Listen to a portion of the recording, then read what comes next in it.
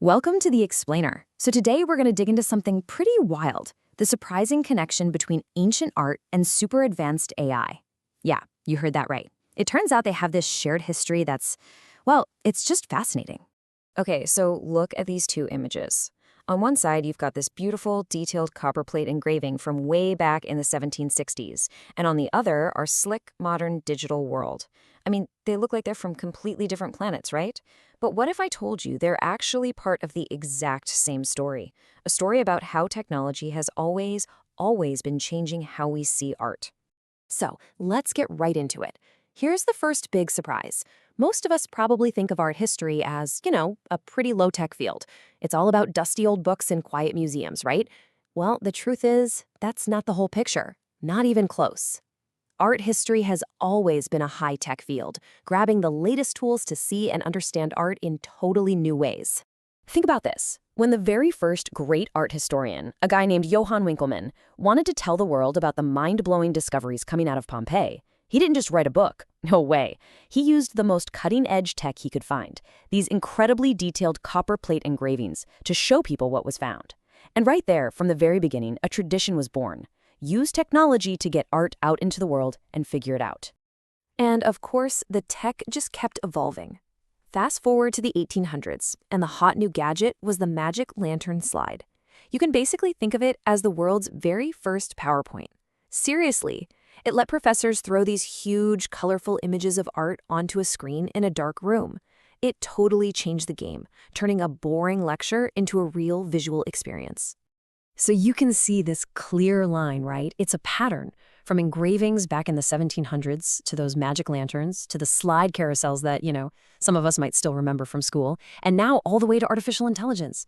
It's this centuries-long story of art historians grabbing whatever new tool comes along to do their job better. But here's the other part of that pattern, and it's just as consistent. People always pushed back. Every single one of these new tools was met with suspicion. I mean, get this. Even the chalkboard, the most basic, old-school thing in a classroom, was once seen as this crazy disruptive technology because it changed how students learned. Okay, so let's jump to today. AI is the next big step in this long line of tools. It's our modern magic lantern, except it can do things that would have looked like straight-up sorcery even just a few years ago. So what makes AI so different? It's the sheer scale and speed. I'm talking about tasks that used to take an entire career. Manually comparing thousands of slides or spending years digging through a dusty archive can now be done in minutes.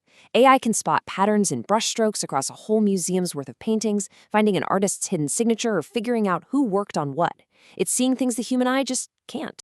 And this is a really fundamental shift. I mean, just 10 years ago, to do this kind of analysis, you needed a fancy lab and some serious coding skills. But now, with tools like ChatGPT, Claude, and Gemini, this incredible power is available to literally anyone with a laptop.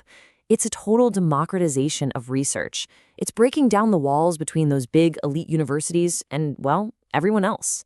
But what's really interesting is where this tech is being embraced the most. While universities are being kind of cautious, it's the museums that are all in. They are absolutely leading the charge when it comes to using AI with art. You know how museums used to be, right? They were these quiet, almost church-like places. A collection of amazing stuff for sure, but also super formal. You were supposed to just stand there and be quiet. Well, that's changing. And it's changing fast. Thanks to technology, and especially AI, museums are morphing from these quiet halls into these dynamic, interactive hubs. It's a huge shift in their whole mission. It's not just about protecting old things anymore. It's about creating amazing experiences for everyone who walks through the door. Okay, just picture this for a second. You've got an AI curator right on your phone. It figures out what you're into, and then it builds a custom tour just for you. It can use augmented reality to show you what that faded Roman statue actually looked like in full, vibrant color 2,000 years ago. And it can do all this in your native language or in a way that's designed to be welcoming for neurodiverse visitors.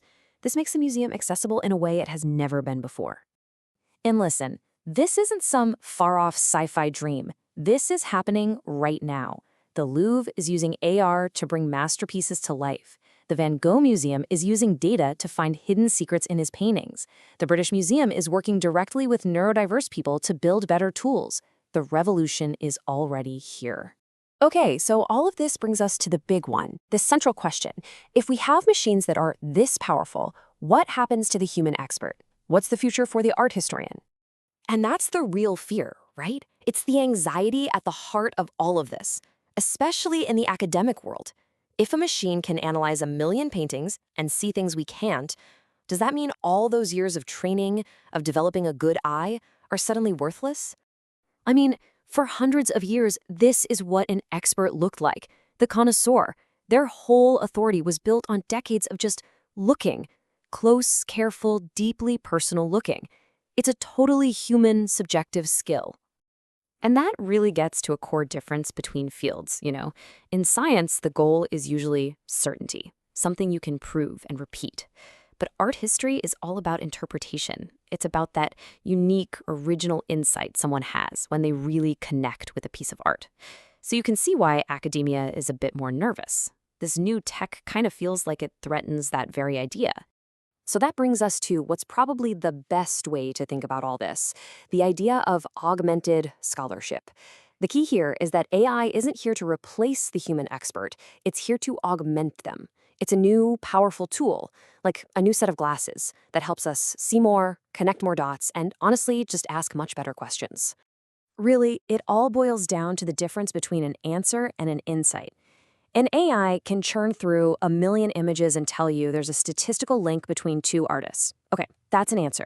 But it takes a human to look at that data and tell you the story behind it, the cultural reasons, the history, the human drama of why that connection exists. That is insight. And this idea of a human-AI partnership, man, it opens up some truly mind-blowing doors. Which brings me to one last kind of provocative idea about what this could all mean for the future of learning itself. So what if you could learn about the Renaissance, not from a textbook, but by actually having a conversation with an AI modeled on Leonardo da Vinci? I'm not kidding. That's a real project people are working on. So maybe the future here isn't about replacing experts at all. Maybe it's about making their genius, their unique way of seeing the world, available to every single one of us. So I'll leave you with this. What would you ask Leonardo?